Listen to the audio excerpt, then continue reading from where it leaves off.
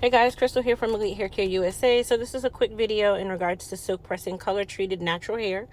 My client came in today to get her roots retouched. In her case, we're using a demi-permanent color. It does do the best application for me when it comes onto gray coverage. So I always start with a hydration shampoo. In her case, I'm using the Elite Hydra-Strength shampoo. This shampoo is a moisturizing shampoo, but it is nice and lightweight, and it doesn't leave the hair a little too heavy when it comes onto silk pressing. You do want to keep in mind that while you are working with natural hair, you don't always want to go in with extremely heavy shampoos or heavy moisture or heavy humectant shampoos, because it's going to make your press appear to be heavy at the end. In her case, I did 2 shampoos, both using the exact same shampoo. And then for her conditioner, I went through with a lightweight conditioner and also did a hydration treatment.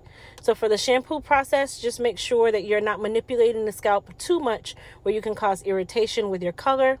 And then, of course, with the conditioner, I always like to condition and treat first and then do the color after.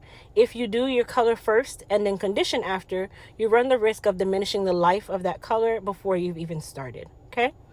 So for the shampoo, I used our conditioner. I used our Elite Silky Conditioner. Nice and lightweight, but also does the job in regards to moisture. And then I used our hydration machine. Now the hydration machine is something that you can get at home, or you can do it in the salon. The hydration machines for at home, they do have the ones that go on your tabletop. It is something that I definitely would say invest in. It's something that's great for natural hair and even relaxed hair for at home use or in salon use. After the hydration treatment, we blow her out, get her nice and dry, and then we do the silk press. Now for the actual silk press, I always come first with a heat protectant. In her case, I'm using our newest product, which is the Goddess Polish. The Goddess Polish is a lightweight thermal shine spray that can be used as a heat protectant and also as a shine or finishing spray. I did also follow behind with the Sebastian Shaper Plus, which I only use a small amount, and I only use the Shaper Plus, not Sebastian Shaper.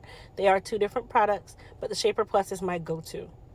Now for the actual press, I did go through and press her out first using a titanium iron, and then I go through and style after.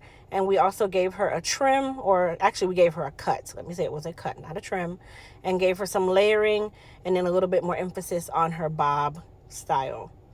Now, keep in mind, guys, whenever you are doing your silk press, you don't want to use a lot of product, nor do you want to use a lot of heavy products. The first thing we want to do is go through and add a lot of oils and, oh, we need coconut oil, we need this oil, we need that oil. No, with silk presses, you want to keep the hair nice and light and airy.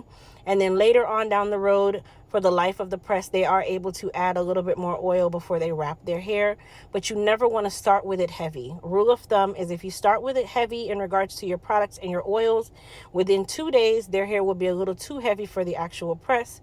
So you want to start light because the natural oils are going to come out anyway from the client just wrapping their hair at night. Now, at the end, I do always follow through with a little bit more of the Goddess Polish. If you guys can tell, the hair is nice and light. It's not heavy, but it also has its natural luster as well as that smooth finish from the silk press. I hope you guys enjoyed. Don't forget to subscribe to my channel, and please don't forget to thumbs up this video. See you guys soon. Bye.